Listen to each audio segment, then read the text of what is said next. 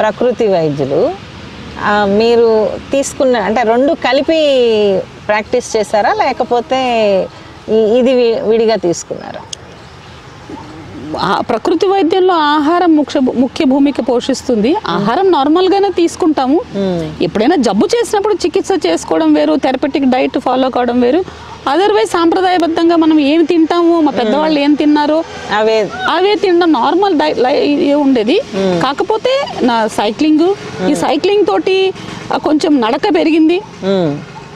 Cycling తోటి తీసుకోవాల్సిన అంటే మనకి జాగ్రత్తలు తీసుకోవడంతో కొంచెం పిక్కల్ని స్ట్రెచ్ చేయడము, యాంకిల్ ఫుల్ మొబిలిటీ చేయడము, తర్వాత శరీరం అంతా కూడా కదిలించడం జరుగుతుంది. ఎందుకు సైక్లింగ్ అయిన తర్వాత మనం స్ట్రెచెస్ చేసుకోవాల్సి వస్తుంది, లేదా నలుగురు కలిసినప్పుడు కలిసి ఎక్సర్సైజులు చేయడము. ఇట్లా ఒక మానసికంగాను శారీరకంగాను నా ఆ మెనోపాజ్ ద్వారా వచ్చే ఇష్యూస్ని నేను పూర్తిగా చెవి చూడకుండానే నేను నివారించడం జరిగింది.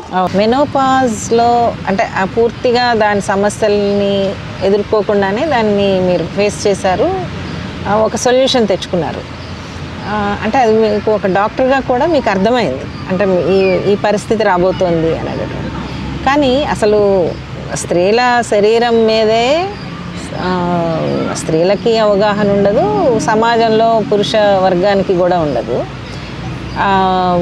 చాలా బిడియం ఇప్పటికీ కూడా మెన్స్ట్రుయేషన్ గురించి మాట్లాడాలన్నా, పీరియడ్స్ లేకపోతే దానికి వాడేటటువంటి ప్యాడ్స్ కొంత మార్పు వస్తుంది, కానీ చాలా చోట్ల రాలేదు. ఈ స్టేజెస్ అన్నీ ఉన్నాయి కదా. అయితే ప్రధానంగా మెనోపాజ్ అనేది ఇప్పుడు చాలా సమస్యని తీసుకొస్తున్న చాలామంది స్త్రీలు ఫేస్ చేస్తారు. అంటే ఒక డాక్టర్గా మీ దగ్గరకు వచ్చేటటువంటి స్త్రీలు ఎలా దాన్ని చూస్తున్నారు, ఏ రకమైనటువంటి సమస్యల్ని చెప్తున్నారు, వాళ్ళ పరిష్కారాలు తీసుకోగలుగుతున్నారా?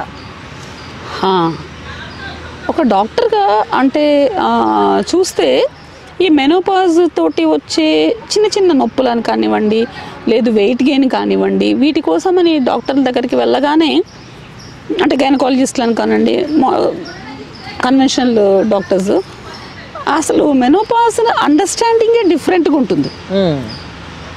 నా అనుభవంతో చెప్తున్నా. అది అసలు ఒక మెనోపాజ్ వచ్చింది అనగానే బరువు తగ్గాలి, అసలు ఆ కోణమే తేడా అంటే వేరు. ఇప్పుడు స్థూలకాయము వేరు, ఊబకాయము వేరు.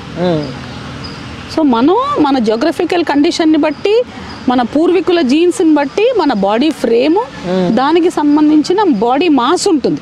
మన ఫిజిక్స్లో తీసుకున్నా కూడా కైనెటిక్ ఎనర్జీ కానీ ఇంకొక ఎనర్జీ కానీ మన బాడీ ఫ్రేమ్ని బట్టి మన మాస్ లేకపోయినా, ఆ మాస్కి మంచి శక్తి లేకపోయినా మనకి జబ్బులు వస్తాయి. కానీ మనం ఈ ఊబకాయాన్ని, స్థూలకాయాన్ని, మెనోపాజ్లో వచ్చే ఈ వాటర్ రిటెన్షన్ని, వీటిని మనం ఒబెసిటీ అన్న ఒక పేరు పెట్టి విపరీతమైన బిజినెస్, పూర్తిగా బిజినెస్ నడుస్తుంది. అసలు మెనోపాజ్ బిజినెస్లో ఉన్నంత బిజినెస్ ఏ కాస్మెటిక్ దీంట్లో కూడా లేదు.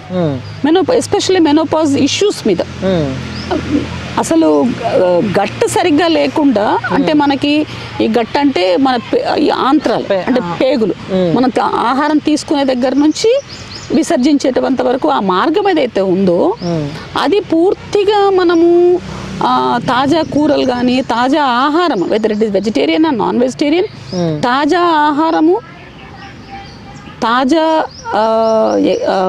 ఆహారంతో పాటు మనము ఇది ఆరోగ్యానికి మంచిది అంటే అది ఆరోగ్యానికి మంచిది అంటే విపరీతమైన కన్జంప్షన్ చేయడము, వీటి వల్ల మనకి శరీరానికి ఏది కావాలో ఆ శరీరం అబ్జార్బ్ చేసుకోలేని పరిస్థితికి వెళ్ళిపోయి దానికి మళ్ళీ మెనోపాజ్ వచ్చింది కదా అని మళ్ళీ ఈ న్యూట్రసూటికల్ బిజినెస్, మీరు ఇది తీసుకోండి బాగుంటుంది అది తీసుకోండి బాగుంటుంది అంటే అసలు మనము మన గట్ ఏదైతే ఉందో అది ఫస్ట్ రీహాబిలిటేషన్ చేయకుండా ఇవన్నీ తీసుకోవడము అంటే ఇది ఒక పెద్ద మార్కెట్ అయిపోయింది మెనోపాజ్ మార్కెట్ అనేది. కాబట్టి నేను ప్రతి మహిళకి చెప్పేది ఏంటంటే మీరు ఏమైనా తినండి, తాజాగా తినండి, అంటే వేడిగా, అంటే ఇవాళ వండుకొని 4 రోజులు పప్పు ఫ్రిడ్జ్లో పెట్టుకోవడము, లేదు రాత్రి వండి 4 రోజులు తినడము, ఎవరు తినలేదు కాబట్టి మనమే తినాలనుకోవడము, మన పొట్టన ఒక డస్ట్బిన్ లాగా చేసుకోవడము, ప్లస్ ఆహారంలో ఉన్న కాంబినేషన్స్ అంటే ఖచ్చితంగా మనం పులుసునివి తినాలి, కొన్ని వస్తువులు నాకేటివి తినాలి, కొన్ని వస్తువులు తాగేటివి తినాలి, లేదు పప్పు అంటే కేవలం 365 రోజులు మనకు నచ్చిన పాలకూర పప్పు అయితే చూడడానికి బాగుంటుంది అని కాకుండా అసలు లోకల్గా ఏది మీరు ఏ ఊర్లన్నా ఉందాం, మనం ఏ ఊర్లో ఉంటే ఆ లోకల్గా దొరికే కూరగాయలు ఆకుకూరలు పుష్కలంగా తిని తాజాగా రోజుకు 2 సార్లు 3 సార్లు వారి యొక్క ఆకలిని అర్థం చేసుకునే రకంగా మంచిగా తింటే మనకు ఎటువంటి మినరల్ డెఫిషియన్సీస్ కానివ్వండి, విటమిన్ డెఫిషియన్సీ కానివ్వండి, లేదు ఈ మెనోపాజ్ తోటి వచ్చే న్యూట్రిషనల్ ఇష్యూస్ కానీ రావు. నంబర్ 1.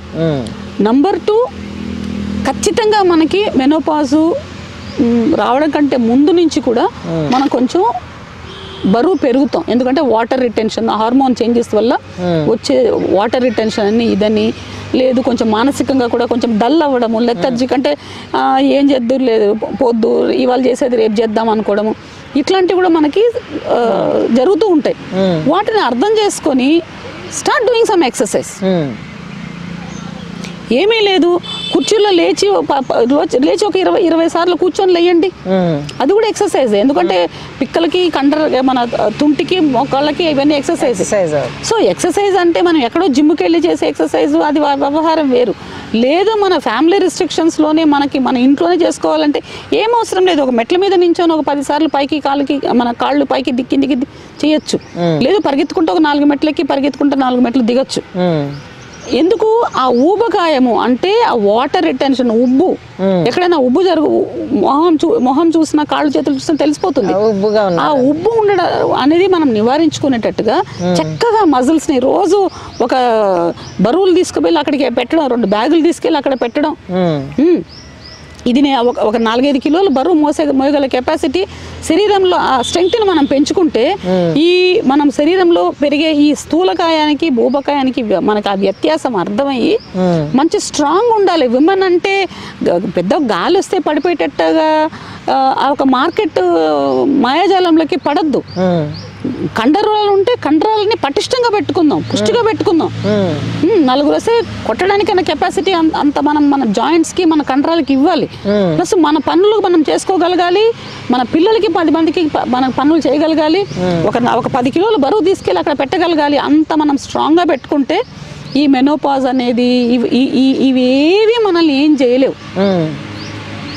మన చావు కళ్ళు మూసుకొని నిద్రలేయకూడదు, అలా అంత ఈజీగా మనం బ్రతకాలి అని అనుకుంటే ప్రతి స్త్రీ కూడా ఆహారము వ్యాయామం పట్ల కాస్త అవగాహన పెంచుకొని మన సొసైటీకి సరిపడే ఆహార వ్యవహారాలు, మన ఇంట్లో కండిషన్స్కి సరిపడే వ్యాయామాలు చేసుకోవచ్చు. ఇంటి పని వ్యాయామము కాదు.